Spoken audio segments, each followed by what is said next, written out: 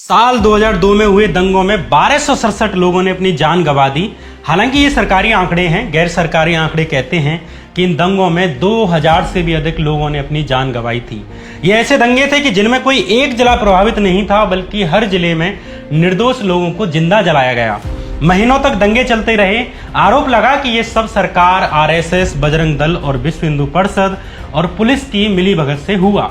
मोदी पर पहला आरोप लगा कि गोधरा कांड के बाद गोधरा से मृतकों के शवों को जानबूझकर अहमदाबाद लाया गया, जिससे कि जानबूझकर दंगे भड़के और राजनीतिक लाभ मिले, और यह फैसला किसी और का नहीं बल्कि मोदी का था। दूसरा आरोप यह लगा कि जिस शाम गोधरा कांड हुआ उसी शाम मोदी ने एक मीटिंग ली और अधिकारियों को आदेश दिया कि हिंदुओं के प्रतिशोध के बीच में ना आए। तीसरा आरोप अहमदाबाद की गुलबर्ग सोसाइटी को लेकर लगा, जिसमें 69 मुस्लिमों, महिलाओं और बच्चों को जिंदा जला दिया गया। आरोप ये कि सुबह ही कॉल करने के बावजूद स्थानीय पुलिस जानबूझकर इस सोसाइटी को बचाने के लिए नहीं पहुंची। चौथा आरोप ये लगा कि पुलिस कंट्रोल रूम में मोदी के 2 मंत्री जाकर बैठ गए, जिन्होंने पुलिस के काम को प्रभावित किया। पांचवा आरोप ये लगा कि गुलबर्ग सोसाइटी में रहने वाले कांग्रेस के पूर्व सांसद एहसान जाफरी ने मोदी को भी फोन किया था और बताया था कि एक उग्र भीड़ ने उनकी सोसाइटी को घेर लिया है, लेकिन मुख्यमंत्री ने कोई मदद नहीं की, उल्टा उन्हें गालियां दी। इसके बाद हुए नरसंहार में दंगाइयों ने गुलबर्ग सोसाइटी में 69 मुस्लिमों को मार डाला। साथ ही एहसान जाफरी को भी उनके हाथ काट डालने के बाद जिंदा जला दिया। छठवां आरोप यह लगा कि अहमदाबाद की नरोदा पाटिया नामक जगह को लेकर कि यहां हुए नरसंहार में 97 मुस्लिमों की हत्या कर दी, जिसमें कि अधिकतर महिलाएं थीं जिन्हें रेप करने के बाद जिंदा जलाया गया, लेकिन जानबूझकर पुलिस ने दंगाइयों को नहीं रोका। सातवां आरोप यह कि जिस दिन गोधरा कांड हुआ मुख्यमंत्री उसी दिन गोधरा पहुंचे, लेकिन उसके अगले दिन जब नरोदा पाटिया नरसंहार हुआ, गुलबर्ग सोसाइटी में नरसंहार हुआ, तो मोदी वहां पीड़ितों से मिलने के लिए नहीं पहुंचे। आठवां आरोप यह लगा कि मोदी ने दंगों को रोकने की बजाय ऐसे बयान दिए जिनसे कि गुजरात और अधिक दिन तक जलाया जाता रहा। नौवां आरोप यह लगा कि उन्होंने जानबूझकर आर्मी को लेट बुलाया, जबकि केंद्र में भी भाजपा की ही सरकार थी।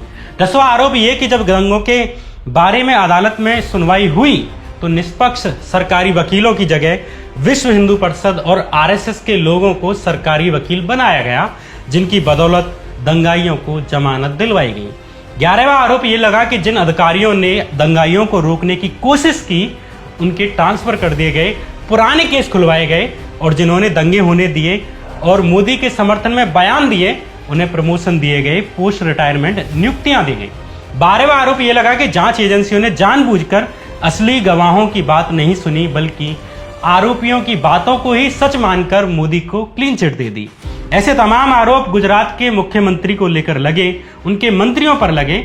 इसलिए देश की सुप्रीम अदालत और न्यायाधीशों का पूर्ण सम्मान करते हुए, जांच प्रक्रियाओं में अथाह श्रद्धा समर्पित करते हुए, आज के इस एपिसोड में हम बात करेंगे एसआईटी की उस जांच प्रक्रिया की जिसमें कहा गया कि मोदी के खिलाफ सबूत नहीं मिलते। क्या वाकई में कोई सबूत नहीं थे या जानबूझकर सबूतों को कूड़े में फेंक दिया गया? आज की इस पड़ताल में हम मोदी पर लगे इन तमाम आरोपों, उनकी जांच और जांच के बाद हुए परिणामों की बात करेंगे कि कैसे मोदी के खिलाफ उपलब्ध तमाम सबूतों के बाद भी वे जांच प्रक्रियाओं में सफेद होकर निकले। नमस्कार, मैं श्याम मीरा सिंह। राजनीति में स्मरण शक्ति का बड़ा खेल है, क्योंकि यहाँ पर एक घटना खत्म नहीं होती कि दूसरी घटना आ जाती है, दूसरी के बाद तीसरी, तीसरी के बाद चौथी और चौथी के बाद 5वीं घटना आ जाती है। जनता पिछली घटना को भूल जाती है और नई घटना में उलझ जाती है।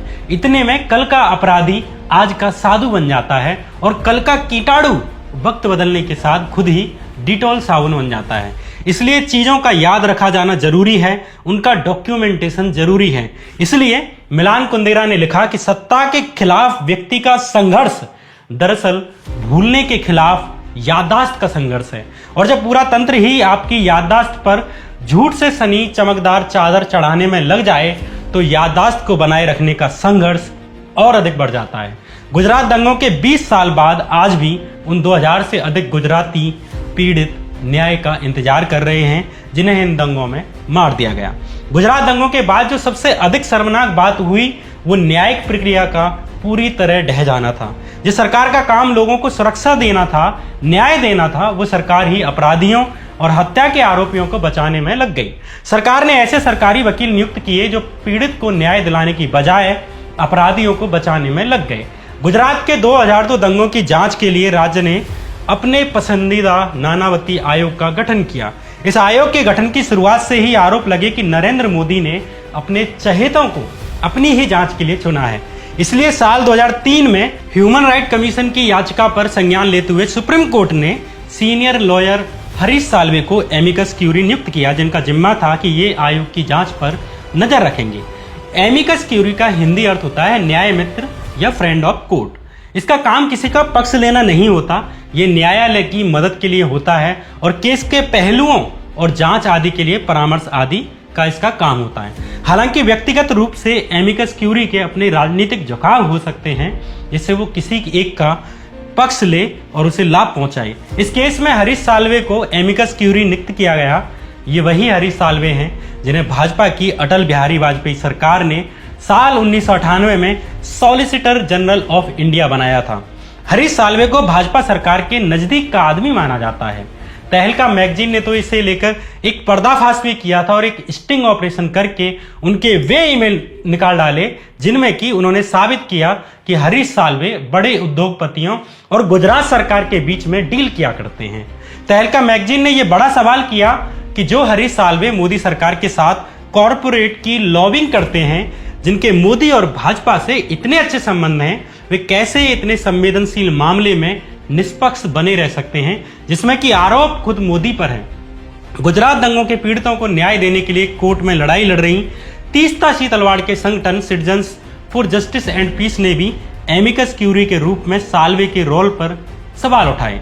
सीजेपी ने आरोप लगाया कि जांच के दौरान जो गड़बड़ियां की गईं उन पर पीड़ित लाख शिकायत कर लें, लेकिन हरीश साल्वे उन्हें सुनते ही नहीं। एक ऐसे आदमी को सुप्रीम कोर्ट ने अपना एमिकस क्यूरी बना दिया जिसका काम जांच पर सिर्फ नजर रखना ही नहीं था, बल्कि उस जांच के लिए बनी एसआईटी की टीम में सदस्य कौन कौन से होंगे इसका भी चुनाव करना था।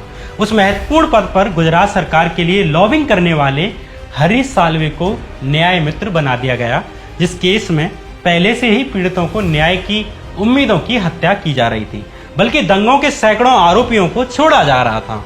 हरीश साल्वे और एसआईटी की टीम के सदस्यों पर लौटेंगे जिसने मोदी को क्लीन चिट दी। उससे पहले गुजरात में चल रही जांच के तौर तरीकों पर नजर मारते हैं। गुजरात दंगों के बाद गुजरात में जांच और न्यायिक प्रक्रिया को ऐसे कुचला जा रहा था कि दंगों से जुड़े एक मामले में सुप्रीम कोर्ट को वो केस गुजरात से बाहर महाराष्ट्र में शिफ्ट करना पड़ा, क्योंकि दंगों के कुछ दिन के भीतर ही सभी दंगे के आरोपियों को बाइज्जत बरी कर दिया गया। इस बहुचर्चित और शर्मनाक मामले का नाम है बेस्ट बेकरी मामला, जिसे सुप्रीम कोर्ट को गुजरात से मुंबई ट्रांसफर करना पड़ा। दरअसल बेस्ट बेकरी एक दुकान का नाम था। दंगों के दौरान शरण के लिए छुपे 14 लोगों को इस दुकान के अंदर जिंदा जला दिया गया। मरने वालों में 11 मुसलमानों के अलावा 3 हिंदू भी शामिल थे जो उस दुकान में काम करते थे। दंगों के बाद बेस्ट बेकरी मामला कोर्ट में पहुंचा। करीब 70 से अधिक गवाहों ने बयान भी दिए। इस नरसंहार का आरोपी लोकल भाजपा विधायक था, लेकिन कुछ ही दिन के बाद इस मामले में जिन लोगों ने गवाही दी थी उन्होंने कोर्ट में अपने बयान बदल दिए। इस मामले की मुख्य गवाह जाहिरा शेख ने भी अपने बयान बदल लिए, जिसके खुद के परिवारीजनों को इस कांड में जान गंवानी पड़ी थी। इसके अलावा गवाहों के बयानों को लिखते समय इतनी गलतियां की गईं कि मामला कोर्ट में टिका ही नहीं और 27 जून 2003 के दिन सभी 21 आरोपियों को रिहा कर दिया गया, ये कहते हुए कि सबूत नहीं मिले। चारों तरफ इस मामले की आलोचना हुई। बाद में गवाहों ने बताया कि उन्हें लोकल भाजपा विधायक जान से मारने की धमकियां दे रहा था, जो खुद बेस्ट बेकरी कांड में दंगों का आरोपी था। एक दिन मुख्य गवाह जाहिरा शेख ने मीडिया में आकर खुलासा किया कि लोकल बीजेपी विधायक मधु श्रीवास्तव उसे हत्या करने की धमकी दे रहा था, इसलिए उसने कोर्ट में बयान बदल लिया। जाहिरा शेख ने कहा कि हमें हर रोज धमकाया जा रहा था, मुझे लगा कि हमें मार दिया जाएगा और कोई भी हमारा समर्थन करने के लिए आगे नहीं आएगा, मैं बिल्कुल अकेली पड़ गई। सोचिए, जिसके परिवारीजनों को जिंदा जला दिया गया उसे ही इतना परेशान और डरा दिया गया कि उसे कोर्ट में बयान बदलकर कहना पड़ा कि उसने कुछ देखा ही नहीं। और अदालत ने भी बिना इसकी जांच किए ही दंगे के 21 आरोपियों को बाइज्जत रिहा कर दिया। ये फिल्म नहीं, बल्कि गुजरात की हकीकत है। ऐसे ही ना जाने कितने दंगाई सैकड़ों मासूमों की हत्या करने के बाद भी सलाखों के पीछे नहीं पहुंचे, बल्कि बहुत तो चुनाव दर चुनाव भी जीतते रहे। सुप्रीम कोर्ट ने भी गुजरात में न्यायिक प्रक्रिया की इस प्रकार धज्जियां उड़ाने पर नाराजगी जताई। उस समय वीएन खरे सुप्रीम कोर्ट के चीफ जस्टिस थे। जस्टिस वीएन खरे ने कहा कि उन्हें गुजरात सरकार में कोई भरोसा नहीं बचा। ये कहते हुए सुप्रीम कोर्ट ने बेस्ट बेकरी मामले को गुजरात से महाराष्ट्र ट्रांसफर कर दिया ताकि निष्पक्ष जांच हो। रिटायरमेंट के बाद सुप्रीम कोर्ट के पूर्व चीफ जस्टिस रहे वीएन खरे ने एक इंटरव्यू भी दिया, जिसमें उन्होंने ये कहा कि गुजरात दंगे स्पष्ट रूप से स्टेट स्पॉन्सर्ड जेनोसाइड थे, यानी राज्य प्रायोजित नरसंहार थे जिनके पीछे सरकार की पूरी मशीनरी थी। इसी इंटरव्यू में जस्टिस वीएन खरे ने कहा, उस वक्त मेरे पास बहुत सी याचिकाएं आई, करीब 400 मामले थे। मैंने इनकी एफआईआर को पढ़ा। मैं हैरान था कि किस ढंग से इन्वेस्टिगेशन की जा रही थी। इतनी बड़ी जांच के बाद भी कुछ नहीं मिल रहा था। मैंने एफआईआर पढ़ी और इस निर्णय पर पहुंचा कि ये सरकार द्वारा प्रायोजित किए गए नरसंहार थे, लेकिन किसी में बोलने की हिम्मत नहीं थी। हत्याओं के सभी आरोपितों को छोड़ा जा रहा था। इस इंटरव्यू में गुजरात दंगों को राज्य प्रायोजित नरसंहार कहते हुए सीजेआई वीएन खरे ने बेस्ट बेकरी कांड और गुलबर्ग सोसाइटी का उदाहरण दिया और बताया कि किस प्रकार जानबूझकर इन दोनों जगहों पर नरसंहार होने दिया गया, जिसमें कि आराम से लोगों को बचाया जा सकता था। पूर्व सीजेआई वीएन खरे ने इस इंटरव्यू में एक जगह यह भी कहा कि मैंने ओपन कोर्ट में कहा, अगर मैं स्थिति में होता तो नरसंहार और हत्या के आरोप में नरेंद्र मोदी के खिलाफ एफआईआर दर्ज करता। जस्टिस वीएन खरे पर दोबारा आने से पहले यहाँ एक चीज का जिक्र करना जरूरी है कि गुजरात दंगों में पीड़ितों द्वारा नरेंद्र मोदी पर तमाम आरोप लगाने के बावजूद गुजरात पुलिस ने उनके खिलाफ एक एफआईआर दर्ज नहीं की। आप जानकर हैरान होंगे कि आज भले ही कहा जा रहा है कि दंगों में उनका हाथ होने के सबूत नहीं मिलते, लेकिन सबूत तब मिलेंगे जब उन पर एफआईआर हो, उन्हें रिमांड पर लिया जाता, क्रॉस क्वेश्चन पूछे जाते, ट्रायल होता, लेकिन ऐसा कुछ भी नहीं किया गया। नानावती आयोग ने तो इतने साल तक जांच की, लेकिन एक बार भी मोदी को पूछताछ तक के लिए नहीं बुलाया और बिना सवाल किए ही क्लीन चिट दे दी। एक इंटरव्यू में जब जस्टिस नानावती से यह पूछा गया कि आपने नरेंद्र मोदी को एक बार भी पूछताछ के लिए नोटिस क्यों नहीं भेजा, तो उन्होंने कहा कि उन्हें लगा ही नहीं कि मोदी को नोटिस भेजें। गुजरात दंगों की पूरी जांच में मोदी से सिर्फ एक बार पूछताछ की गई, वो भी साल 2010 में, वो भी सुप्रीम कोर्ट द्वारा गठित एसआईटी के द्वारा। इसके बारे में आगे और डिटेल में बताऊंगा। फिलहाल वापस बेस्ट बेकरी मामले पर लौटते हैं, जिसे कि सुप्रीम कोर्ट ने गुजरात सरकार पर अविश्वास जताते हुए महाराष्ट्र ट्रांसफर कर दिया था। इस मामले में बाद में 21 आरोपियों में से 9 को उम्र कैद की सजा मिली, जबकि इन्हीं आरोपियों को गुजरात में बाइज्जत बरी कर दिया गया था। जब इस मामले को गुजरात से महाराष्ट्र शिफ्ट किया गया तो उस वक्त के चीफ जस्टिस सीजेआई वीएन खरे ने एक महत्वपूर्ण बयान दिया था, जो इस केस के अलावा गुजरात दंगों के बाकी सभी मामलों की जांच में हुए फर्जीवाड़े को भी समझने में मदद करेगा। जस्टिस वीएन खरे ने कहा कि पब्लिक प्रोसिक्यूटर यानी कि सरकारी वकीलों, जिनका काम किसी की साइड लेना नहीं होता बल्कि ये सुनिश्चित करना होता है कि न्याय होना चाहिए, उन्होंने बचाव पक्ष के वकीलों की तरह काम किया।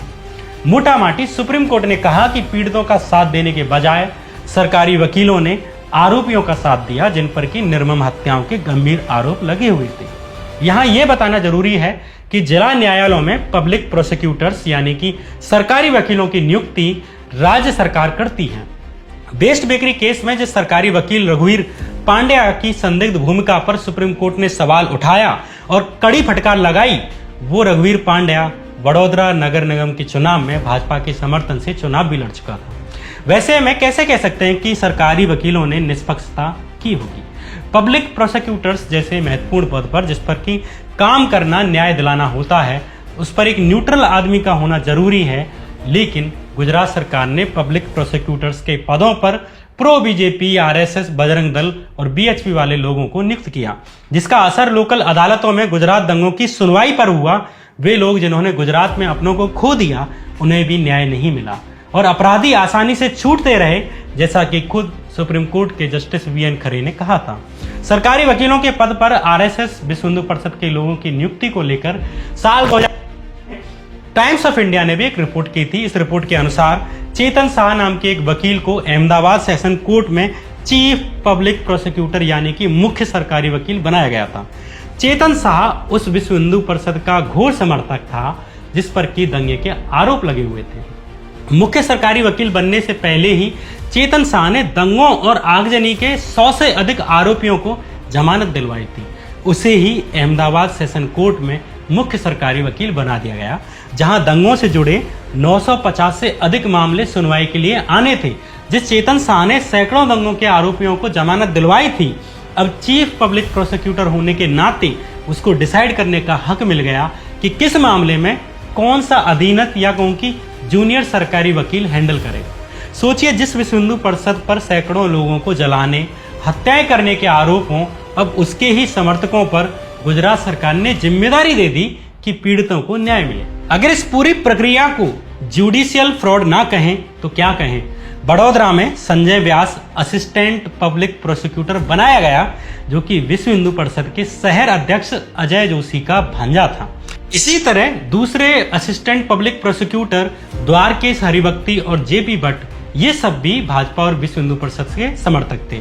जिस गुलबर्ग सोसाइटी में एहसान जाफरी समेत 69 मुस्लिमों, महिलाओं और बच्चों को जिंदा जला दिया गया, उस गुलबर्ग सोसाइटी के भी पब्लिक प्रोसिक्यूटर वीपी अत्रे भाजपा और आरएसएस के समर्थक थे। इसी तरह का जुडिशियल फ्रॉड सरदारपुरा मामले में किया गया, जिसमें कि 29 लोगों को एक कमरे में बंद करके तेजाब से हमला किया गया और एक लोहे की रॉड में बिजली का तार जोड़कर 29 लोगों को करंट से मार डाला गया।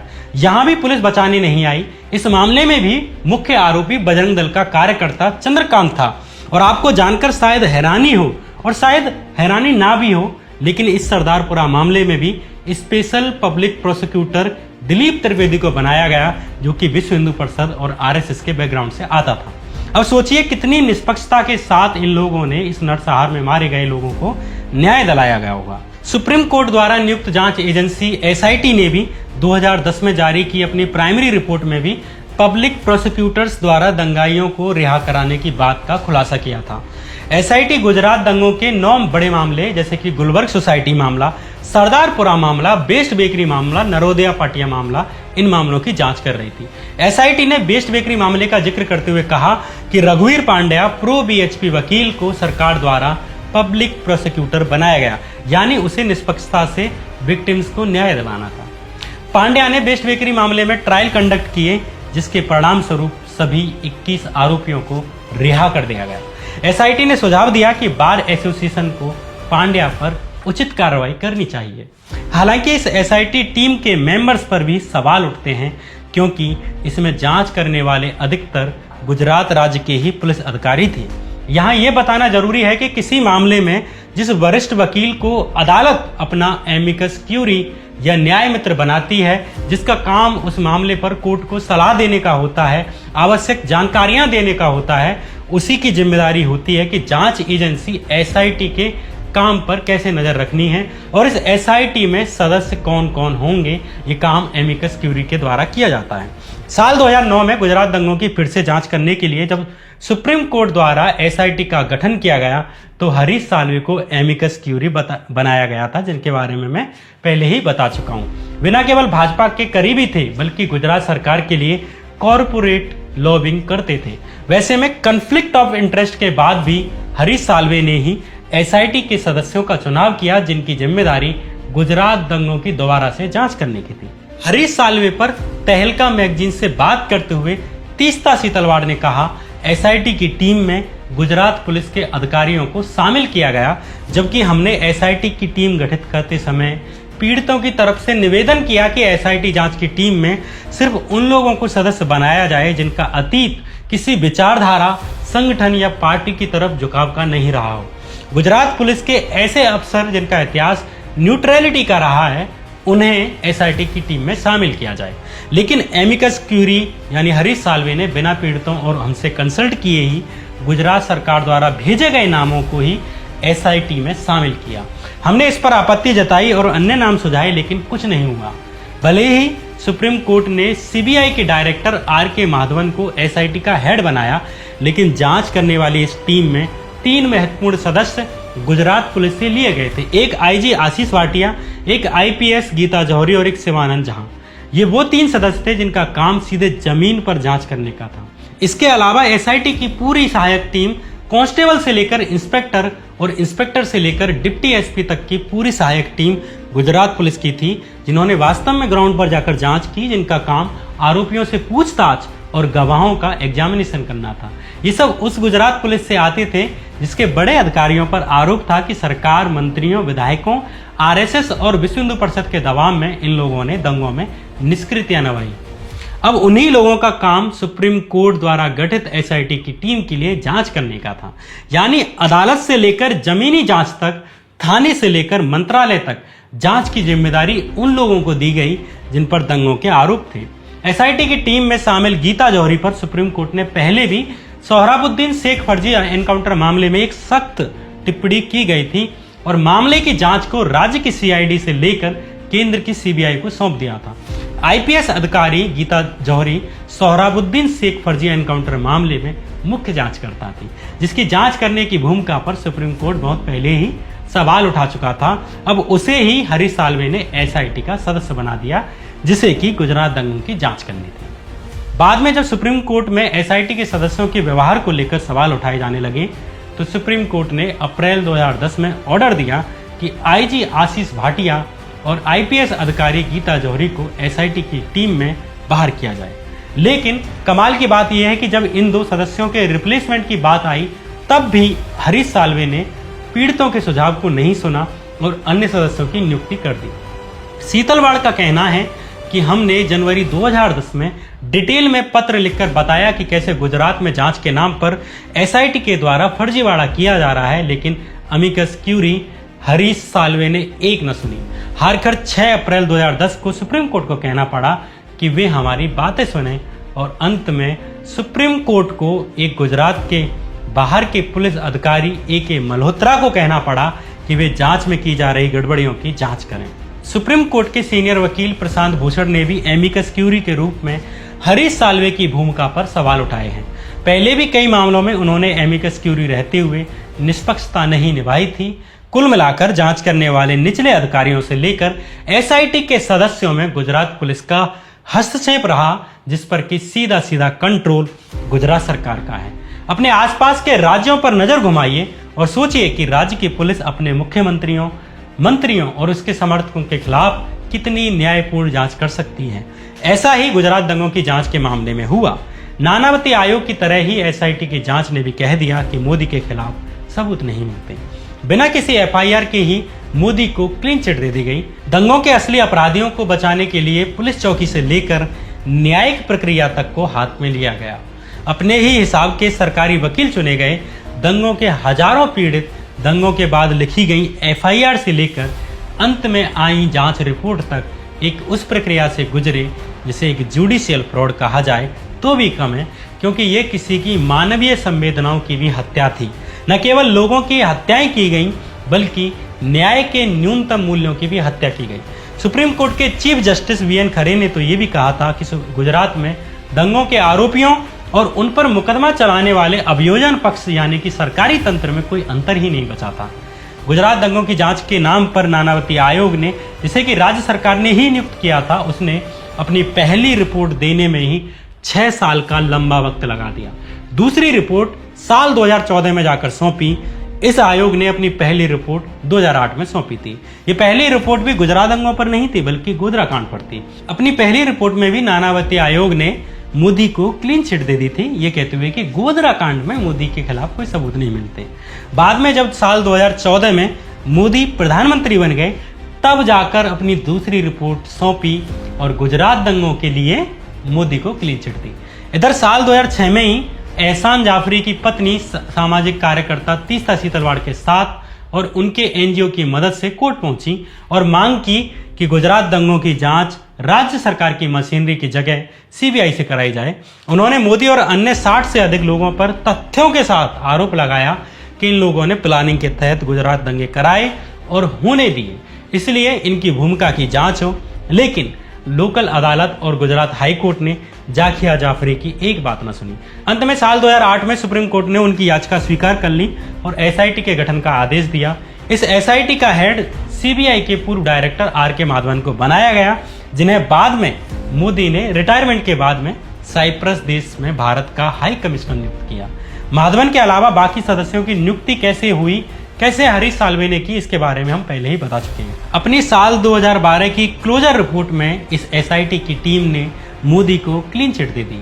जाकिया जाफरी जो पहले से ही कह रही थी कि इन्वेस्टिगेशन में फ्रॉड चल रहा है, उन्होंने इस रिपोर्ट के खिलाफ गुजरात की लोकल अदालत में एक याचिका डाली कि वो इस रिपोर्ट को स्वीकार ना करें, लेकिन मेट्रोपॉलिटन मजिस्ट्रेट के द्वारा इस याचिका को रद्द कर दिया गया और एसआईटी की फाइनल रिपोर्ट को एक्सेप्ट कर लिया गया।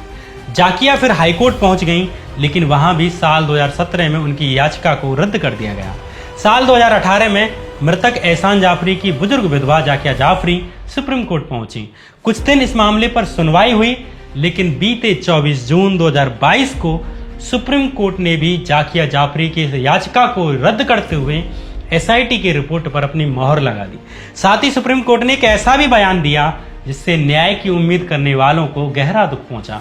सुप्रीम कोर्ट ने कहा कि सामाजिक कार्यकर्ता तीस्ता सीतलवाड़ जाकिया जाफरी की भावनाओं का इस्तेमाल अपने लिए कर रही हैं। सुप्रीम कोर्ट की इस टिप्पणी के बाद अगले ही दिन तीस्ता सीतलवाड़ को गुजरात पुलिस ने अरेस्ट कर लिया। फिलहाल तीस्ता जेल में है, लेकिन कमाल की बात है कि न्याय को कुचलने वाले आज संवैधानिक पदों पर हैं, लेकिन न्याय के लिए लड़ने वाले जेल में हैं। न्याय की आस में 20 साल तक कानूनी लड़ाई लड़ने वाली जाकिया जाफरी को इस देश की न्याय व्यवस्था से आखिर क्या मिला? इन बूढ़ी आंखों का तापमान महसूस करने की जरूरत है। ये आंखें हिंदू हो या मुसलमान हो, क्या फर्क पड़ता है? अपने अगले एपिसोड में और शायद गुजरात दंगों से जुड़ी इस सीरीज के अपने आखिरी एपिसोड में हम मोदी और उनकी सरकार पर लगे आरोपों की पड़ताल करेंगे कि संजीव भट्ट के उस आरोप में कितनी सच्चाई है जिसमें उन्होंने कहा था कि मोदी ने एक मीटिंग में अधिकारियों को कुछ विशेष निर्देश दिए थे। इस आरोप की भी पड़ताल करेंगे कि जाकिया जाफरी के पति एहसान जाफरी ने जब मरने से पहले मोदी को कॉल किया तो उन्होंने क्या कहा। बात करेंगे उन हरेन पांड्या की भी जो गुजरात के गृह मंत्री रहे थे और मोदी के खिलाफ गुजरात दंगों को लेकर दिए बयान के बाद जिनकी संदिग्ध परिस्थितियों में हत्या कर दी गई, और उन अधिकारियों की भी बात करेंगे जिन्होंने दंगों को रोकने की कोशिश की, निर्दोष लोगों को बचाने की कोशिश की और अंत में उन्हें सजा मिली। उन अधिकारियों का इतिहास भी टटोलेंगे जो दंगों में शामिल रहे और बाद में हुजूर से इनाम पाए। गोधरा कांड और गुजरात दंगों की पड़ताल पर अपनी सीरीज का ये तीसरा एपिसोड था। इससे पहले 2 एपिसोड बनाए जा चुके हैं जो गोधरा कांड और नरोदा पाटिया नरसंहार पर गहरी पड़ताल करते हैं। इन वीडियोज की लिंक कमेंट बॉक्स में मिल जाएगी। तब तक के लिए नमस्कार।